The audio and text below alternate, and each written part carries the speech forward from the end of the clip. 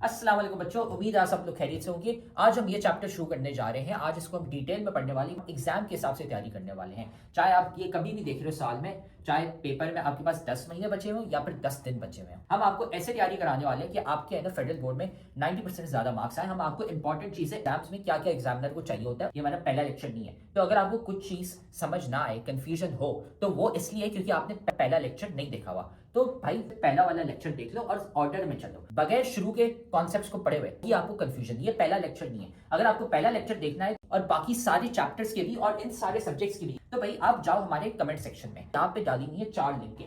इसमें पूरी किताब की हमने प्लेलिस्ट डाली हुई है, इसको दबा दो, आपको है ना सारे लेक्चर्स मिल जाएंगे इस पूरे के पूरे सब्जेक्ट के। डाले में फ्री के नोट्स, यहाँ पे नोट्स कोई एमी नोट्स नहीं है। ये आप लिंक दबाओगे तो खुलते हैं, आपके पास हमारे 300 बच्चे जो थे जिनके 90% ज्यादा मार्क्स आए थे, उनके हमने नोट्स कंपाइल करके आपके लिए डाले हुए ताकि आप भी है ना अपने एग्जाम की तैयारी कर सको। सारे के सारे नोट्स हमने डाले हुए इन 300 बच्चों के। तो भाई ये देखो यहाँ पे पड़ा हुआ है हमारे सब्सक्राइब का बटन, इसको सब्सक्राइब कर लो, ठीक है। बेल्स भी है ना यहाँ पे दबा दो, लाइक करो वीडियो को और साथ में जाके कमेंट करो अपना वीकेस्ट चैप्टर। भाई कौन सा चैप्टर है जो तुम्हें बहुत मुश्किल लगता है, बहुत वीक लगता है, हम क्या करेंगे उसका निकालेंगे वन शॉट लेक्चर।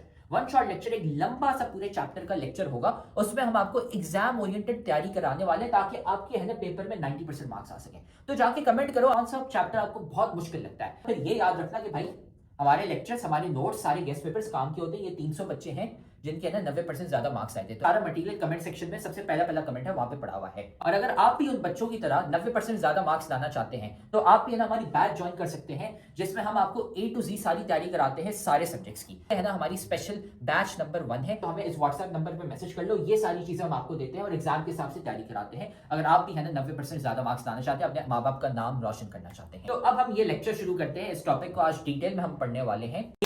आप शॉपिंग करने जाते हैं तो आप कहते हैं 1 डज़न बनाना दे दें, कहते हैं 1 डज़न पेंसिल दे दें, 1 रिम पेज की दे दें। रिम होता है 500 की क्वांटिटी, 1 डज़न बनाना, 1 डज़न अंडे। तो जी 1 डज़न क्या बता रहा है? डज़न बता रहा है क्वांटिटी को, अमाउंट को। ये कितनी है? 12 नंबर, 12 चीज़ें। वज़न मैटर नहीं कर रहा, केला छोटा हो बड़ा हो, अंडा छोटा हो बड़ा हो, डबल जर्दी हो, कोई फ़र्क नहीं पड़ता। अच्छा जी, जो चीज़ है वो कह रहा है 12, ये होता है डज़न। इसी तरीके से एक चीज़ होती है 1 मोल, वो कहती है कि कोई भी चीज़ 6.02 इंटू 10 की पावर 2300 नंबर ऑन। कि जी अगर आपके पास 6.022 आगे इतने 23 जीरो लगा लो, इतने केले हैं आपके पास, तो समझो तुम्हारे पास 1 मोल केले। तुम्हारे भाई के पास 12 अंडे पड़े, 12 अंडे वीआईपी तरीके से, तो जी मैं बोलूँगा अली के भाई के पास 1 डज़न अंडे। अगर अब्दुल्ला के भाई के पास है, आयशा के भाई के पास है भाई इतने सारे अंडे, इतने सारे, तो जी मैं कहूँगा आयशा के भाई के पास, अली सगीर के पास जी 1 मोल क्या है जी? अंडे मौजूद हैं। This is the concept of mole, it is a number.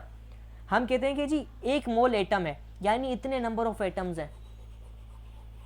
1 मोल क्या है जी? वो नंबर है। अब ये जो एवोगाड्रो कांस्टेंट है, 1 मोल क्या है भाई? नंबर है। It is a number of quantity जी भाई, कितनी है चीज़ें। और एवोगाड्रो जो कांस्टेंट है, इसका एक वैल्यू है जी 6.0002 इंटू 10 की पावर 23 पर मोल। आइटम्स पर मोल, आइटम्स, थिंग, पार्टिकल, एंटिटीज़, इसको जी मैं बोलूँगा एंटिटीज़ पर मोल। ये कांस्टेंट है, ये नंबर नहीं है। किताबों के अंदर गलत लिखा है। चलो एक और मैं आपका मिथ बस्ट करता हूँ। पाकिस्तान की सारी किताबों को इसको कहते हैं एवोगाड्रो नंबर। ये नंबर नहीं होता भाई, गलत है। मैं यूनिवर्सिटी की बुक कह सकता हूँ, अगर आपको कोई प्रोफेसर बोल देना जी ये नंबर है, गलत है। इसका यूनिट होता है, कांस्टेंट होता है। एवोगाड्रो कांस्टेंट ये नंबर नहीं है भाई, इसकी यूनिट होता है। एवोगाड्रो का कांस्टेंट का भाई यूनिट क्या है? मोल इनवर्स, मोल इनवर्स या पर मोल बोलो, तो उसको कहते हैं एवोगाड्रो नंबर। नहीं कहना उसको कभी, गलत है, मिस्टेक है किताब के अंदर।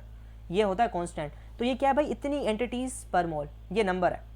सॉरी आई मीन कांस्टेंट, ये वाली चीज़ नंबर है और ये यूनिट है। ये इसकी वैल्यू है एवोगाड्रो कांस्टेंट की। और किसी चीज़ के अंदर ये इतनी एंटिटीज़ आ जाएं, उसको जी कहते हैं मोल, प्यार से।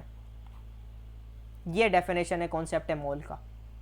अच्छा जी, आम ज़िंदगी के अंदर इसका यूज़ नहीं होता, क्योंकि आम ज़िंदगी के अंदर इतने, अगर आपने किसी को बोल दिया मुझे इतने अंडे दे दो कि पूरी दुनिया के जो आपकी जो मुर्गियाँ हैं ना वो इतने अंडे दे दें, वो नहीं दे पाएंगी। तो आम जिंदगी के अंदर इतना नहीं होता। ऑन द अदर हैंड अगर आप सोना लेने जा रहे हो, अगर आपके पास 1 ग्राम सोना है, ये 1 ग्राम,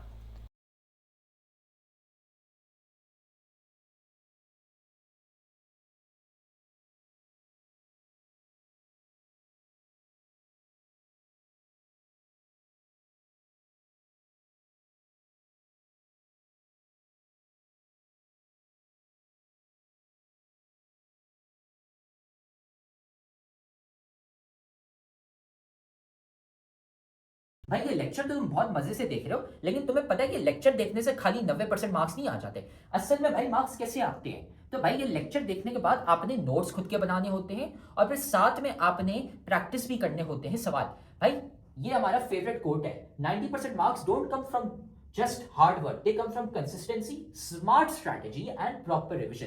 भाई स्मार्ट तरीके से पढ़ो, स्मार्ट तरीका ये हमने आपको बताया हुआ है, तो साथ में हम आपको तरीका भी नहीं बता रहे, साथ में हम आपको दे रहे हैं भाई नोट्स। जाओ कमेंट सेक्शन में, नोट्स में से आपको मिल जाएंगे भाई उन बच्चों के नोट्स, 300 बच्चे थे जिनके 90% ज्यादा मार्क्स आए थे, उनके नोट्स वहां पे पड़े हुए, लेकिन साथ में उधर नीचे हमने आपको सवाल भी दिए हुए प्रैक्टिस के लिए। ये यहाँ पे पूरी गूगल शीट पड़ी हुई है भाई, यहाँ से जाके सवाल प्रैक्टिस करो।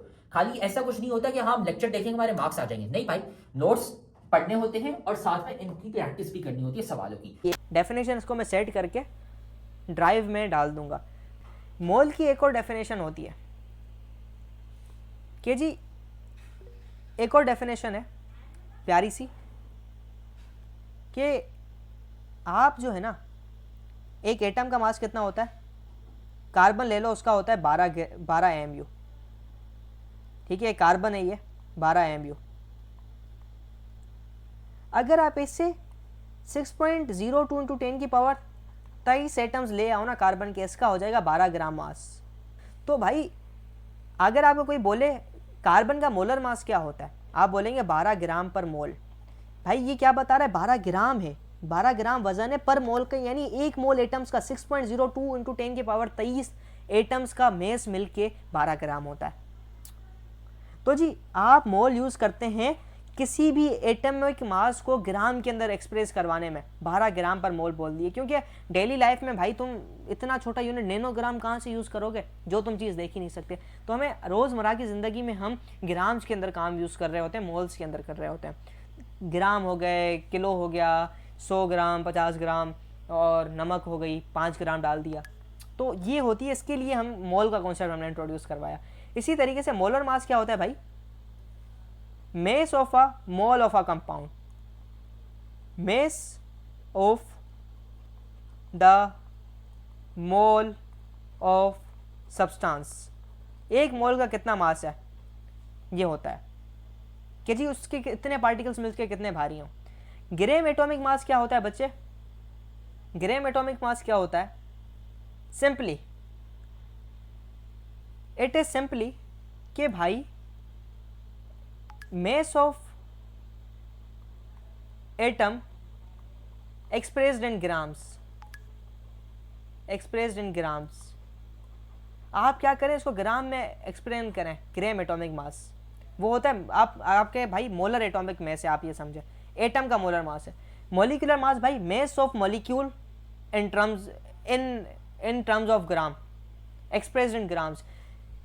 mass of formula unit NaCl का इन टर्म्स ऑफ ग्राम, कितने NaCl के यूनिट्स मिलके 58.5 ग्राम बनाएंगे भाई एक मोल। So this is the concept behind the logic.